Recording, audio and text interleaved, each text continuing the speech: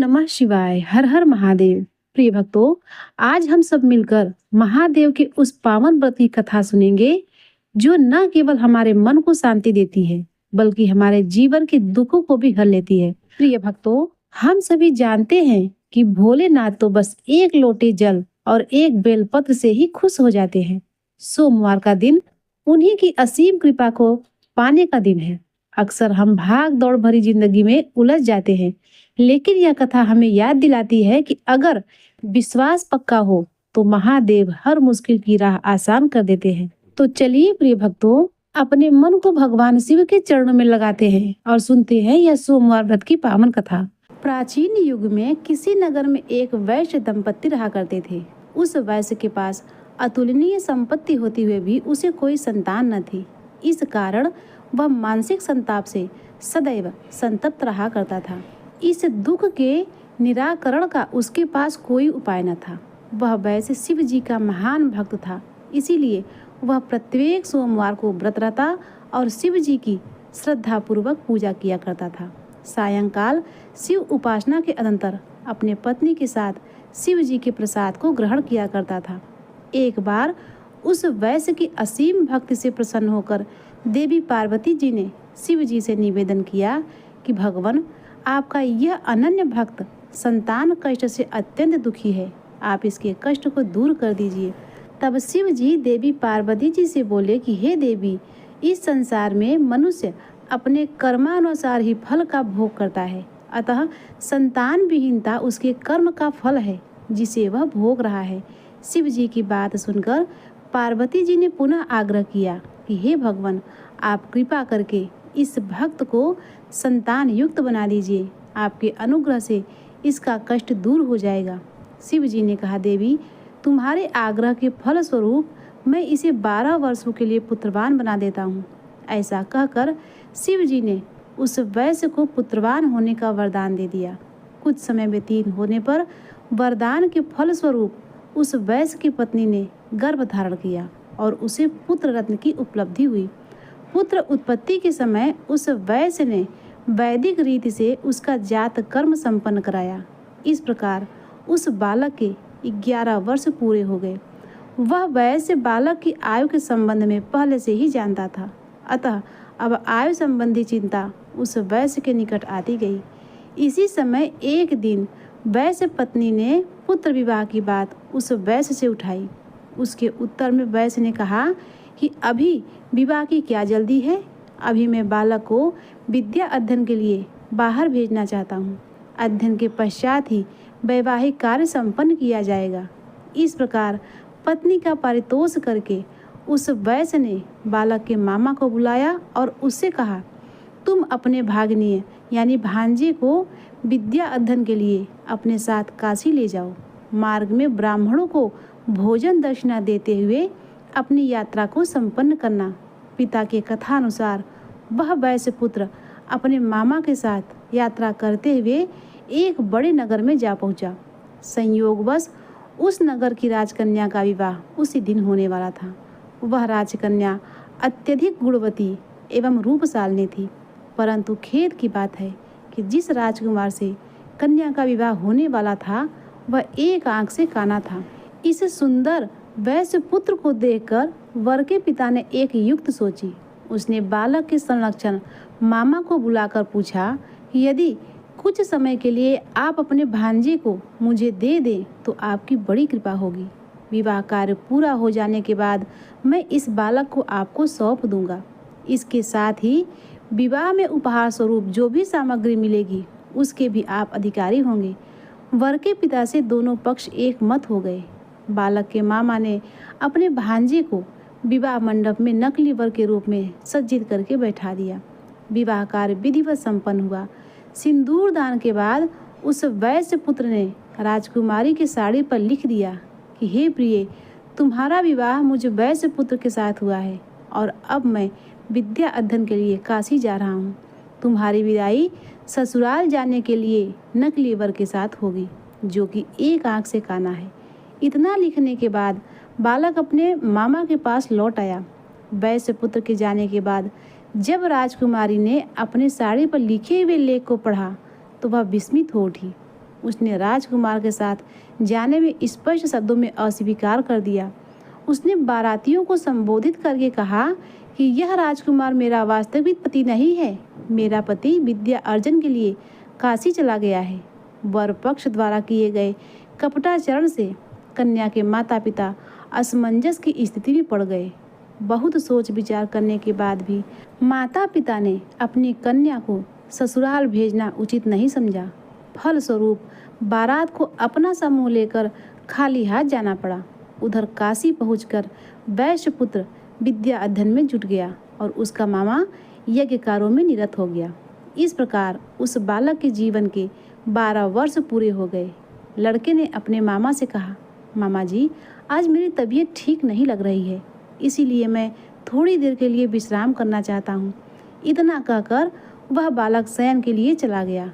कुछ समय के बाद जब मामा ने भांजे का निरीक्षण किया तो उसे मृत अवस्था में पड़ा पाया। उस समय उसका मामा यज्ञ में तल्लीन था। यज्ञ की समाप्ति के बाद वह फूट फूट कर रो पड़ा।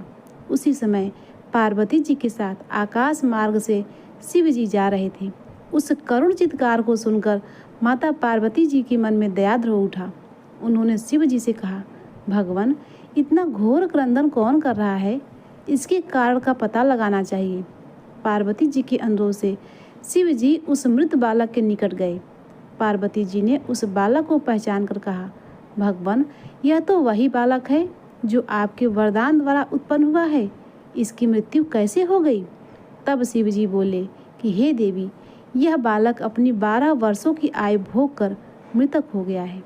पार्वती जी ने निवेदन किया कि प्रभु, आप इसे पूरी आयु प्रदान करके जीवित कीजिए, अन्यथा आपका वह भक्त वैश्य अपना प्राण धारण नहीं कर सकेगा। निश्चय ही उसके पुत्र वियोग में मृत्यु हो जाएगी। पार्वती जी के आग्रह से शिव जी ने उस बालक को पुनर्जीवन प्रदान किया और शिवलोक को चले गए। शिव जी की कृपा से बालक नवजीवन प्राप्त कर मामा के साथ अपने नगर की ओर चल पड़ा। मार्ग में चलते हुए वह उसी नगर में ठहरा जहाँ पर उसका विवाह राजकुमारी से हुआ था। वहाँ उसने यज्ञ कर्म करके पुरोहितों को भोजन दक्षिणा दिया। उस वैश्य पुत्र के आगमन की सूचना ब्राह्मणों द्वारा राजा को मिली। उस बालक को देखने के निमित्त राजा स्वयं गया। बालक के रूप में अपने दामाद को देखकर राजा की प्रसन्नता का ठिकाना न रहा। वह दामाद को सादर अपने महल ले गया। अपने यहाँ कुछ दिनों तक रखकर उसका स्वागत सत्कार किया। तदंतर उस बड़े के पुत्र के साथ अपनी कन्या को अत्यधिक उपहार स्वरूप द्रव्य देकर ससुराल के लिए विदा कर दिया। उस बालक ने अपनी पत्नी और अपने मामा के साथ अपने नगर की ओर प्रस्थान किया। घर के निकट पहुंचकर मामा ने सभी को एक स्थान पर रुकने का आदेश देकर कहा, तुम सब लोग थोड़ी देर तक यहीं ठहरो, मैं तब तक घर जाकर शुभ समाचार दे आऊं। उधर उस बालक के माता पिता घर के छत पर मन में ऐसी प्रतिज्ञा कर जा बैठे थे कि यदि मेरा पुत्र नहीं लौटेगा तो हम दोनों छत से कूदकर अपनी आत्महत्या कर लेंगे। उस बालक के मामा ने घर पहुंचकर शुभ सूचना दी कि तुम्हारा पुत्र विद्या में पारंगत होकर अपने पत्नी के साथ सकुशल नगर के निकट आ पहुंचा है। इस सुखद समाचार को सुनकर बालक के माता पिता गदगद हो उठे। उनके नेत्रों में प्रेम अश्रु प्रभावित होने लगी। माता पिता ने पुत्र एवं पुत्रवधू के घर के बाहर आगवानी की। उस वैश्य पुत्र के माता पिता के चरण स्पर्श किए एवं पुत्रवधू ने सास ससुर के चरण स्पर्श करके उनसे आशीर्वाद प्राप्त किए। वह वैश्य नियम पूर्वक प्रत्येक सोमवार को व्रत करके शिव अर्चना करने लगा। व्रत के दिन जो भी व्रती इस पुनीत एवं आयुष्वदनीय कथा को कहता है या सुनता है, उसकी सभी मनोकामनाएं शिव जी की कृपा से पूर्ण होती है। उसके सभी दुख दारिद्र नष्ट हो जाते हैं एवं वह दीर्घ आयु जीवन को प्राप्त होता है। तो प्रिय भक्तों, एक बार प्रेम से बोलिए नमः पार्वती पतये हर हर महादेव। प्रिय भक्तों, अब आइए सुनते हैं सोमवार व्रत की दूसरी कथा। किसी समय चित्रधर्म नामक का एक धार्मिक राजा इस देश में राज्य शासन करते थे। निःसंतान होने के कारण राजा बहुत ही चिंतित रहा करते थे। शिव जी की सतत उपासना करते रहने के फलस्वरूप उस राजा को एक कन्या रत्न की प्राप्ति हुई। ज्योतिषियों ने उस कन्या के भविष्य के संबंध में राजा को बताया कि यह कन्या विदुषी, गुणवती एवं सती शादी होगी। इसका नाम सिमदनी होगा। इतना कहकर पंडित लोग दक्षिणा लेकर चले गए। एक बार उस राजा के यहाँ एक बहुत ही तपस्वी ब्राह्मण का आगमन हुआ। राजा ने ब्राह्मण की प्रार्थना करके अपनी कन्या की जन्म कुंडली दिखाई। भली प्रकार देखने के बाद सोचकर तपस्वी ब्राह्मण ने उत्तर दिया कि हे राजन, इस कन्या को हर प्रकार का सुख होते हुए भी इसे 14वें वर्ष में वैधव्य योग है। ब्राह्मण की इस अप्रत्याशित बात को सुनकर राजकुल के सभी सदस्य चिंतित रहने लगे। उस बात की जानकारी उस कन्या को भी हो गई, इसीलिए वह भी अनमस्क रहने लगी। एक दिन राजकुमारी भ्रमण काल में टहलते हुए महर्षि याज्ञवल्क्य के तपोवन में जा पहुंची। मुनि पत्नी मैत्री ने राजकुमारी का विधिवत सम्मान कर उसकी कुशलता पूछी। सिमतनी ने अपने पंडितों द्वारा सुनी हुई अपनी वैधव्यता की बात ऋषि पत्नी को बतला दिया और उससे छुटकारा पाने का उपाय बतलाने की प्रार्थना की। सुनकर मैत्री ने कहा, राजकुमारी, इस दोष के निवारणार्थ तुम प्रत्येक सोमवार को व्रत रहकर शिव और पार्वती का पूजा करो। यदि तुम निरंतर 1 वर्ष तक इस अनुष्ठान को करोगी तो निश्चय ही तुम्हारे दोष का शमन होगा और अशुभ ग्रहों का कुप्रभाव जाता रहेगा। ऋषि पत्नी की बात में अटल विश्वास रखकर राजकुमारी अपने महल लौट आई और नियमित रूप से सोमवार व्रत करके शिव पार्वती की पूजा करने लगी। जब राजकुमारी सिमदनी के 13 वर्ष पूरे हो गए तो उसका विवाह विदर्भ देश के राजा नल के पौत्र चंद्रागन के साथ हो गया। 1 वर्ष तक सुखपूर्वक रहने के बाद एक दिन चंद्रागन स्नान करते समय अचानक पैर फिसल जाने के कारण यमुना नदी में डूब गया। मल्लाहों द्वारा बहुत प्रयत्न करने के बाद भी उसके शव का पता न लगा। दोनों राजकुलों के लोग शोक मग्न हो उठे। रानी सिमतनी ने भी पति के साथ सती होने का निश्चय किया, किंतु माता पिता के निषेध में वे वैसा करने में असमर्थ रही। इस हृदय विदारक घटना का समाचार पाकर मुनि पत्नी मैत्रेय भी आई और उस कन्या को नियम पूर्वक निरंतर सोमवार का व्रत में संलग्न रहने का निर्देश दिया। रानी सिमतनी ने मैत्रेय द्वारा निर्दिष्ट मार्ग का अनुसरण करने लगी। यमुना नदी में डूबने के बाद जब राजा चंद्रांगन नदी के तलहटी में पहुंचा तो उसे देखकर नाग कन्याएं विस्मित हो उठी। उन सबों ने विचार करके उसे नागराज दक्षक के पास पाताल लोक में पहुंचा दिया। राजकुमार का परिचय पाकर नागराज ने उसका आदर सत्कार किया और अपने पास रख लिया। 3 वर्ष तक अपने पास रखने के बाद नागराज ने उस राजकुमार को अमूल्य रत्नों का उपहार एवं एक घोड़ा देकर उसे उसी नदी के तीर पर भेज दिया जहां वह 3 साल पूर्व डूब चुका था। जिस समय नदी तट पर वह राजा विहार कर रहा था, उसी समय उसकी रानी सिमतनी भी अपने सखियों के साथ स्नान करने के लिए वहां आ पहुंची। जब राजकुमार ने उस सिमतनी का परिचय जानना चाहा तो उसकी सखियों ने पूर्व काल में घटित दुर्घटना की बात बताई, जिसे सुनकर चंद्रांगन ने कहा कि उसके पति अभी भी जीवित हैं और उसके व्रत के प्रभाव से उसे शीघ्र ही प्राप्त होंगे। इतना कहकर राजकुमार चला गया। सिमतनी ने भी अपने पति को कुछ कुछ पहचानने लगी थी। उसे अपने व्रत पर पूर्ण निष्ठा थी। वह आह्लादित होकर अपने महल लौट आई। नदी तट पर उस विलक्षण घटना को सिमतनी ने अपने माता पिता को बताया। सुनकर सभी को प्रसन्नता हुई। कुछ दिनों बाद सिमतनी अपने ससुराल चली गई। वहाँ वह अपने पुनर्जीवित पति के साथ सुखपूर्वक रहने लगी। चंद्रांगत के पिता इंद्रसेन अब बहुत ही वृद्ध हो चले थे, इसीलिए उन्होंने संपूर्ण राज्यभार अपने पुत्र चंद्रांगत पर सौंपकर स्वयं वानप्रस्थ आश्रम में रहने का विचार किया। इधर अपने पति चंद्रांगत के साथ रानी सिमतनी ने अखंड राज्य का सुख भोग कर अंत में स्वर्गगामिनी हुई।